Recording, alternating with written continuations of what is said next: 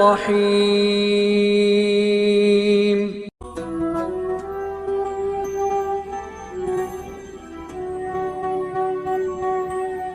ولادت حضرت امام حسین علیہ السلام کے بعد جب جبرائیل امین دوسرے فرشتوں کے ساتھ رسول اللہ صلی اللہ علیہ وآلہ وسلم کو مبارک دینے کے لیے آ رہے تھے تو زمین پر جبرائیل کی نظر ایک ایسے فرشتے پر پڑی جو اپنے غرور و تکبر کی وجہ سے عذاب الہی کا مزہ چکھ رہا تھا۔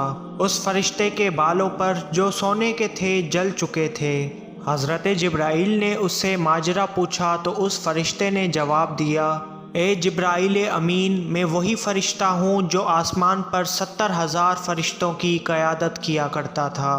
میرا نام فطرس ہے۔ اے جبرائیل، مرضی معبود کو سمجھنے کے لیے میں نے ایک پل کی دیری کی تھی جس کی وجہ سے میں یہ سزا بھگت رہا ہوں۔ اے روح الامین، میری مدد کیجیے۔ حضرت جبرائیل ابھی جواب دینے نہ پائے تھے کہ فطرس نے پھر سوال کیا، اے روح الامین، آپ کہاں جا رہے ہیں؟ حضرت جبرائیل نے فرمایا کہ میں نبی آخر الزماں حضرت محمد مصطفیٰ صلی اللہ علیہ وآلہ وسلم کے گھر ان کے نواسے کی ولادت کی مبارکباد دینے جا رہا ہوں جس کا نام حسین ہے۔ فطرس نے عرض کیا، اے جبرائیل امین، خدا را مجھے اپنے ساتھ لے چلیں تاکہ میں رسول خدا کے در سے شفا یاب ہو سکوں۔ حضرت جبرائیل علیہ السلام فطرس کو لیے رسول اللہ صلی اللہ علیہ وآلہ وسلم کی خدمت میں حاضر ہوئے۔ اس وقت حضرت امام حسین علیہ السلام رسول اللہ کی گود میں آرام فرما رہے تھے۔ جبرائیل نے سب سے پہلے خالق کائنات کی طرف سے رسول اللہ کو مبارکباد پیش کی اور اس کے بعد شہادت حضرت امام حسین علیہ السلام کی تعزیت پیش کی اور اس کے بعد فطرس فرشتے کا حال رسول اللہ کو بتایا۔ سرور کائنات نے فرمایا کہ فطرس کے بدن کو حسین کے جسم سے مس کرو۔ حضرت جبرائیل نے ایسا ہی کیا اور فطرس کو حضرت امام حسین علیہ السلام کے پاک جسم سے مس کیا۔ بس جیسے ہی فطرس امام حسین علیہ السلام کے جسم سے مس ہوئے تو اس کے بال اور پر دوبارہ زندہ ہو گئے اور صحت پانے کے بعد دوبارہ فخر کے ساتھ آسمانوں پر جا پہنچا اور پہلے کی طرح 70,000 فرشتوں کی قیادت کرنے لگا۔ ایک دفعہ حضرت امام حسن علیہ السلام اور امام حسین علیہ السلام رسول اللہ کی گود میں مسجد نبوی میں جلوہ افروز تھے۔ آپ کے ساتھ امیر المومنین مولا امام علی علیہ السلام بھی موجود تھے کہ مسجد میں ایک عیسائی راہب داخل ہوا اور کہنے لگا، یا رسول اللہ، اگر آپ اللہ کے رسول ہیں تو میرے لیے دعا فرمائیں کہ مجھے اولاد ہو جائے۔ رسول اللہ نے عظمت امام حسین علیہ السلام کو امت کے سامنے رکھنا تھا، اسی لیے راہب جس کا نام عبد المسیح تھا اس سے فرمایا، اے راہب، تیرے نصیب میں اولاد نہیں ہے۔ راہب نے کہا کہ آپ اللہ کے دربار میں میرے لیے دعا فرمائیں۔ بس رسول اللہ نے پھر فرمایا کہ اے راہب، تمہارے نصیب میں اولاد نہیں ہے۔ راہب نے پھر کہا، یا رسول اللہ، مجھے یقین ہے کہ آپ کے در سے مجھے اولاد نصیب ہو سکتی ہے۔ بس رسول اللہ نے تیسری مرتبہ فرمایا کہ اے راہب، تیرے نصیب میں اولاد نہیں ہے۔ یہ سن کر حضرت امام حسین علیہ السلام جو نہایت کم سن بچے تھے نانا کے چہرے کی طرف دیکھنے لگے اور فرمایا، اے نانا جان، آپ حبیب خدا ہیں، آپ کی مرضی اللہ کی مرضی ہے، لہٰذا اس کو اولاد سے نوازیں۔ رسول اللہ نے فرمایا، اے میرے نور نظر، اس کے نصیب میں اولاد نہیں ہے۔ بس امام حسین علیہ السلام نے فرمایا کہ اے نانا جان، مجھے اجازت دیجیے کہ میں اس کے لیے دعا کروں۔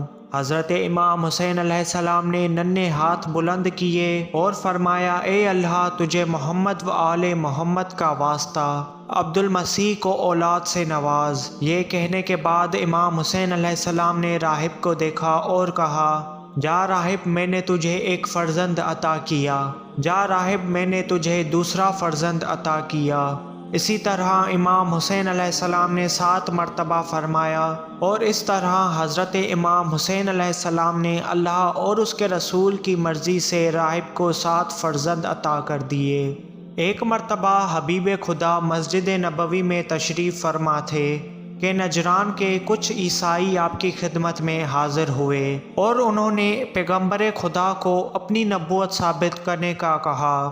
رسول اللہ نے محکم دلائل دیے لیکن وہ نجران کے عیسائی نہ مانے اور وہ اپنی عقیدے یعنی حضرت عیسیٰ کو حضرت مریم اور اللہ رب العزت کا بیٹا مانتے رہے، یہاں تک کہ سورہ آل عمران کی آیت نازل ہوئی جس میں اللہ رب العزت کا یہ حکم ہوا کہ یہ اپنی عورتیں اور ہم اپنی عورتیں لاتے ہیں، یہ لوگ اپنے فرزند اور ہم اپنے فرزند لاتے ہیں، اور یہ اپنے نفس اور ہم اپنے نفس لاتے ہیں، اور مل کر جھوٹوں پر خدا کی لعنت کرتے ہیں۔ بس رسول اللہ نے عیسائیوں کو مباہلہ کی دعوت دی تو انہوں نے ایک دن کی مہلت مانگی۔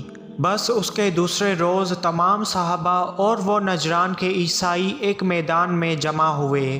قرآن کی آیت کے مطابق رسول اللہ نے اپنے نفس کو اپنے ساتھ لیا جو کہ حضرت امام علی علیہ السلام تھے، عورتوں میں سے اپنی بیٹی جناب سیدہ فاطمہ الزہرا سلام اللہ علیہا کو لیا، اور بیٹوں میں سے حضرت امام حسن علیہ السلام اور امام حسین علیہ السلام کو اپنے ساتھ لیا، اور پنجتن پاک اس میدان میں تشریف لائے۔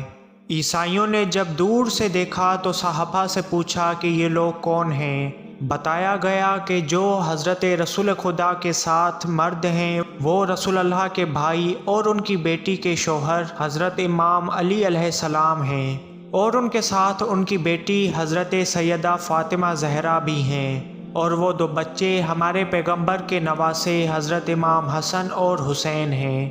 بس پنجتن پاک اس ہجوم سے تھوڑا دور دو زانو ہو کر زمین پر بیٹھ گئے اور لعنت کرنے کے لیے ہاتھ بلند کیے۔ نجران کے عیسائیوں نے دور سے دیکھا تو ایک دوسرے سے کہنے لگے کہ اگر یہ سچے نہ ہوتے تو مباہلہ کرنے کی ہمت بھی نہ کرتے، لہٰذا انہیں روکو، اگر انہوں نے لعنت کر دی تو ہم میں سے کوئی بھی نہ بچے گا، اور اگر یہ لوگ خدا سے التجا کریں کہ پہاڑ اپنی جگہ سے ہل جائے تو یقیناً پہاڑ بھی اپنی جگہ سے ہل جائے گا۔